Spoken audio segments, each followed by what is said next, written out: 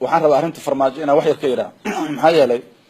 Soomaalidu mararka qaar waxa waa shakhsiyeeyaan horta farmaajo adinka ma aqaanin anaa keenay runta rabana aan isku taagno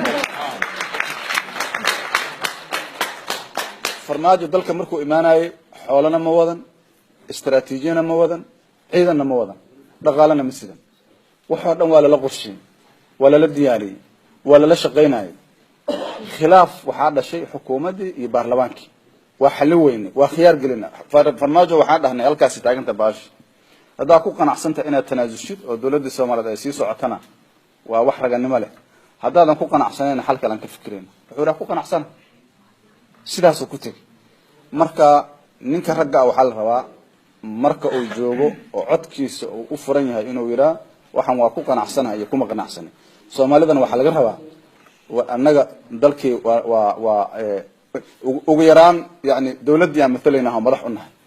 dadka waxaan u bandhigaynaa wixii xal naga kara ma aha nin jecel inaan ka fikirayna waxaan ka fikiraynaa maxaa wax ku socon karaan haddana dawladda waa socotaa ma waxa fiicnaa lahayd dawladdu khilaafkaas inay u burburto mase waxa fiicnaa lahayd inay wax sii socdaan halka sano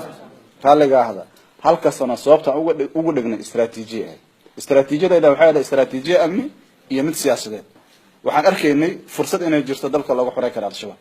waxaan arkaynay in loo baahan yahay fursad lagu diyaariyo xilliga kala guurka وانا موقتها هذا قف كستو عقل له Soomaali halka san in loo baahnaa waa garan kara hada farmaajo hadii qabiilkiisu yimid wax yar qabiil ima keenin hadaa u maleynaysan xataa saaxiibo inay keenan saaxiibo ima keenin kaliya waxaan ka fiiriyay waa la sheekaystay nin la arkaba waxaan la sameeyay interview waa ay qanciyay waan la shaqeeyay gacanasi